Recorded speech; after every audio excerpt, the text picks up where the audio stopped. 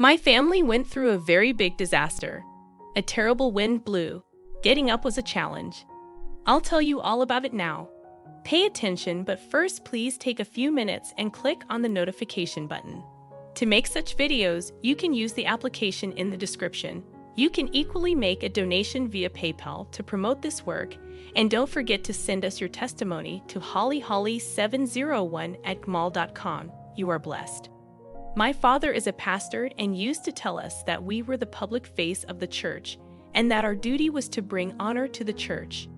He made sure that this was effective, so my sisters and I always had to behave. Every time we went out, whether it was in school, in supermarket, or just to church, we felt as if he was constantly watching us, especially as people named us as Pastor Joshua's daughters. It was as if they didn't even know our names. Dad was the most respectable man in town, and my mother was the lucky one, the pastor's wife. As you can see, it is impossible to talk about us without talking about my father. I must say that the youngest years of my life depended on him. The motto was to do anything to please Dad and doing things the way he likes it. Everything was fine until Brother Eddie came into the picture.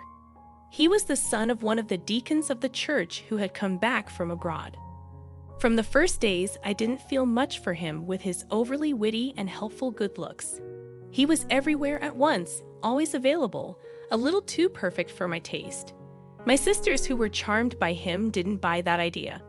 I don't even know what you see in him. If I were you, I would be very careful with his charming smile.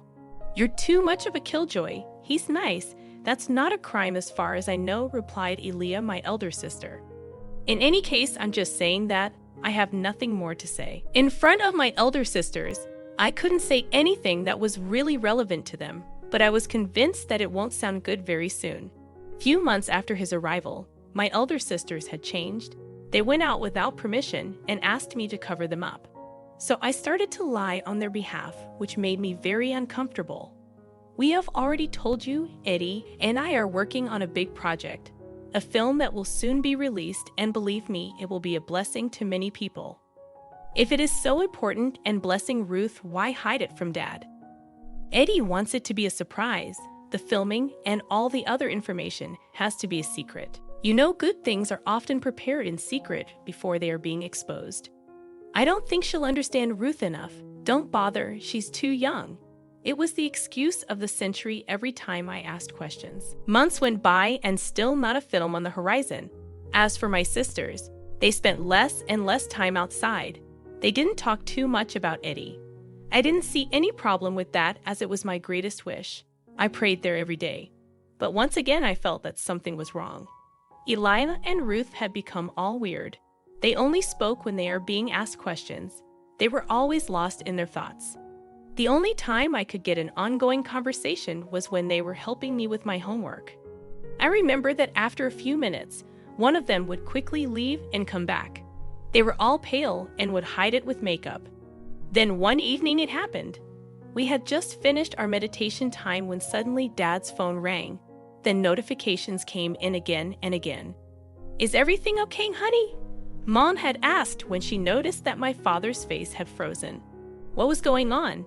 Dad didn't answer. The silence was total, and then Mom took the phone from his hands and suddenly cried out, dropping the phone. She was screaming and crying. I didn't understand why until I picked up the phone and saw one of the most traumatic scenes of my life. A man and a woman in Adam and Eve outfits in uncatholic positions. I didn't want to believe what I was seeing. It was Ruth. My sisters suddenly ran to the phone. We were all confused. Tell me it's not my daughters. Tell me it's a setup. Ruth, Elia, what is this? Answer me before I lose my temper. They were both in tears and stammered a few words. It was a mistake, Dad, said Elia. He tricked us both into thinking we were working on a Christian film, and the scripts proved it. We actually played several scenes, and as we got closer, he would bring us into his office one at a time, telling us how special we were and how much he loved us. One evening, he invited me there to celebrate the end of the shoot with him. We had a drink or two. I don't remember. I know you forbade it, but he convinced us by saying that the Bible only forbids excess wine, not wine. That's how I woke up the next day in bed naked. It was that day when I told you we had a prayer night at the choir director's house. I was so ashamed that I couldn't tell anyone. But he did the same thing with Ruth, and that time she had only drank fruit juice. She told me all about it, and that's when I realized that he had tricked us both. We didn't know where to turn, so we decided to keep it quiet until today. We didn't even know he had recorded it. We were shocked at the story that he had turned my sisters into pornographic film stars because he had used the whole shoot in this kind of film, a business that had been making him a lot of money for years, and my sisters were only some of his victims. Lord, why? Why, my daughters? For days the nightmare continued. The whole town and the church knew about it. The videos had been shared everywhere. Daddy's reputation had taken a hit. What was he going to do? To my greatest surprise, Dad had turned out to be the father we had always dreamed of. He took care of his family and didn't care what anyone said. He spent a lot of time with my sisters, who were almost depressed. He helped them to get closer to God and to see things differently. He got Eddie arrested. His first public appearance was to reiterate his love for his family. This is the greatest teaching of my life. I could see how God's love surpasses everything despite the surrounding circumstances, because it is in the midst of our weaknesses that He becomes stronger. We are all failed, but His love will never fail. This is not an encouragement to persist in sin. For anyone who sins in good conscience is not entirely innocent before God. May the Lord guide us all the days of our lives. May He make us see things like Him and preserve us from this thirsty devourer. Shalom.